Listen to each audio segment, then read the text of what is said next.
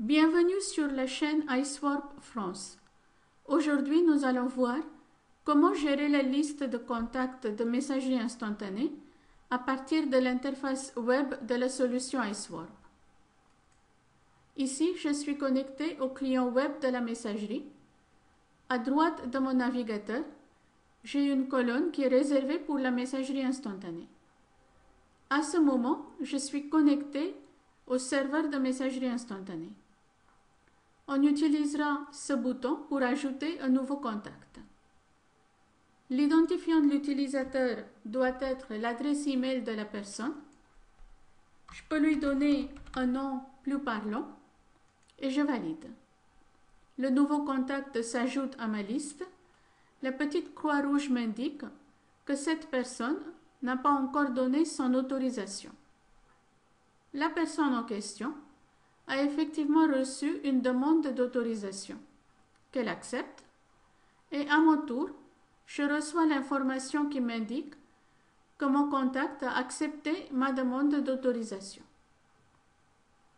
Maintenant, la connexion est faite et les deux utilisateurs pourront communiquer en utilisant le serveur de messagerie instantanée. Pour cela, il me suffit de cliquer sur ce petit symbole qui indique la messagerie instantanée et dans la nouvelle fenêtre qui s'ouvre, j'envoie mon texte à mon contact. Les deux personnes pourront ainsi dialoguer entre elles sans jamais quitter le navigateur.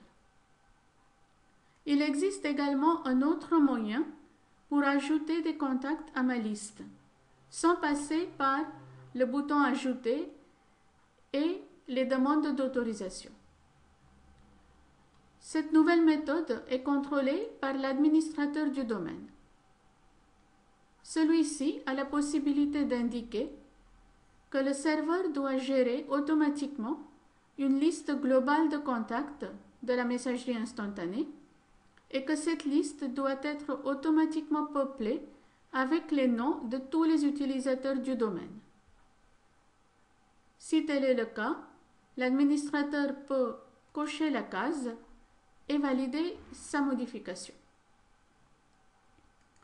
À partir de ce moment, chaque personne qui se connectera au client web de messagerie verra automatiquement tous les autres utilisateurs de son domaine dans la liste de contacts de messagerie instantanée.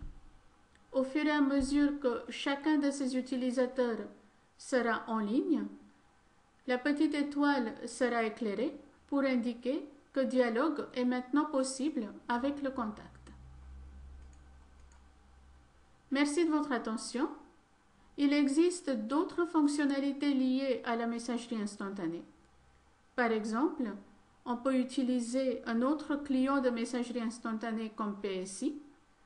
On peut aussi ajouter à la liste de contacts des adresses email qui sont gérées sur d'autres serveurs de messagerie instantanée comme MSN, Yahoo, AOL.